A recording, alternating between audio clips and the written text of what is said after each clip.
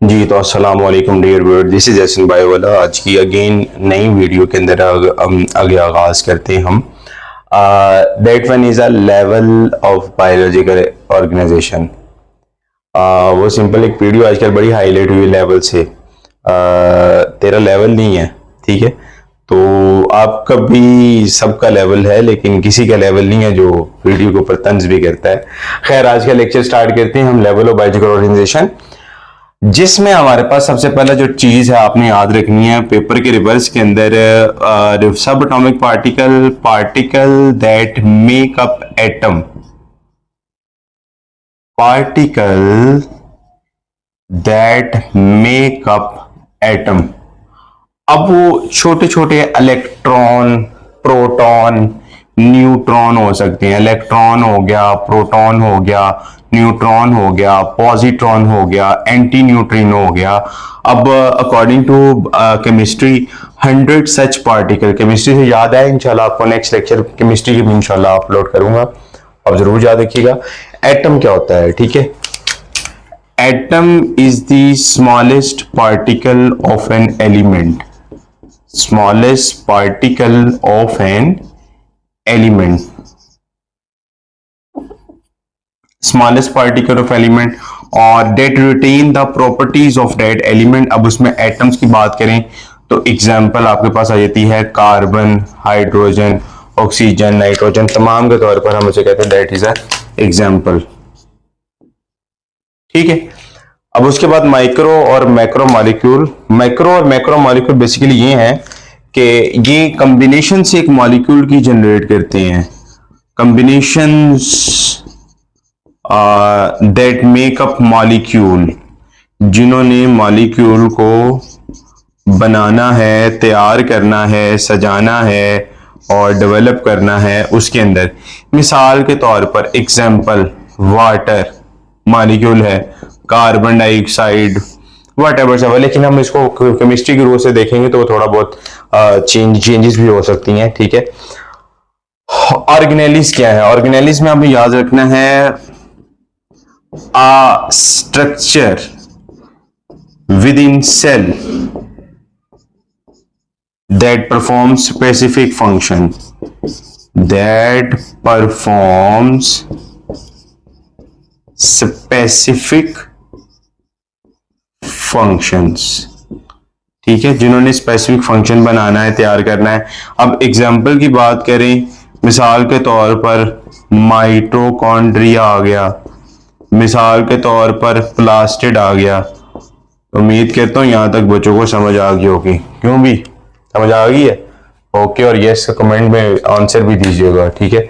Cell, cell क्या है? Cell is the basic structural and functional unit of life. Life, जिंदगी के बुनियादी इकाई को हम सेल कहते हैं, ठीक है, ये बात होगी। अब बात कर लेते हैं सेल्स के अंदर। Example nerve cells, muscle cell, kidney cell, कोई भी तरह के सेल्स ले सकते हैं। टिश्यू क्या होता है, ठीक है।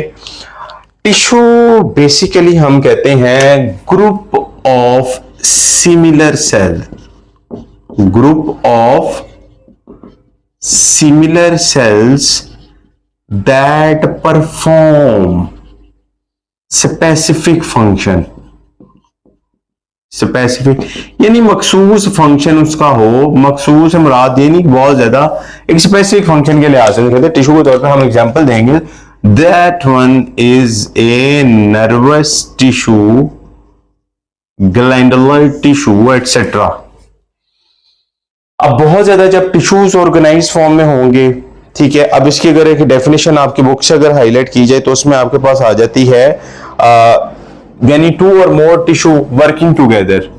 अगर हम देखें जब टिश्यूज वर्किंग करते हैं, वर्किंग टुगेदर, तो उसके बाद स्पेसिफिक, फॉर एग्जांपल हम देंगे हार्ट ऑर्गन है, ठीक है।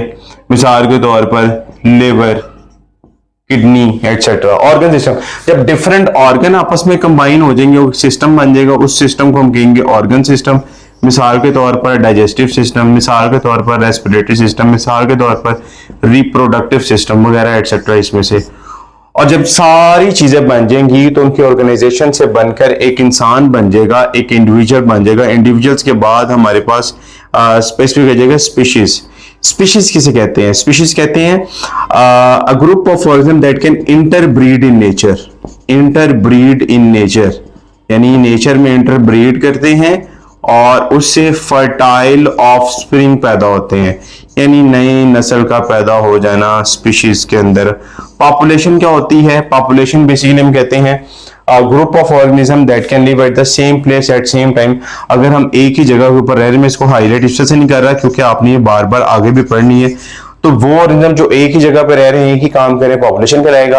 लेकिन एक ही जगह पर डिफरेंट पॉपुलेशन अगर आ जाएगी तो वो कम्युनिटी कहलाएगा, वो पॉपुलेशन नहीं कहलाएगा। मिसाल के तौर पर एग्जांपल, नंबर ऑफ स्टूडेंट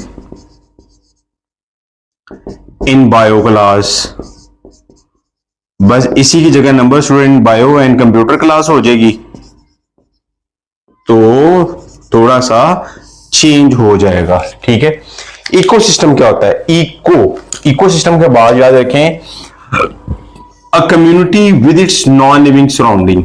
एक कम्युनिटी है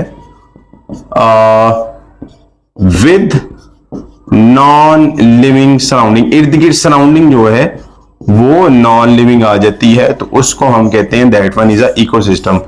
और बायोस्फीयर क्या होता है? A part of the earth inhabited by the living organisms, living जिसमें दो तरह के components, living plus non living. अब इसमें डिटेल बात करेंगे किसी वक्त में जाकर, चैप्टर नंबर 25 में सेकंड ईयर के चैप्टर के अंदर कुछ बायोटिक फैक्टर्स होते हैं, कुछ एबायोटिक फैक्टर्स होते हैं।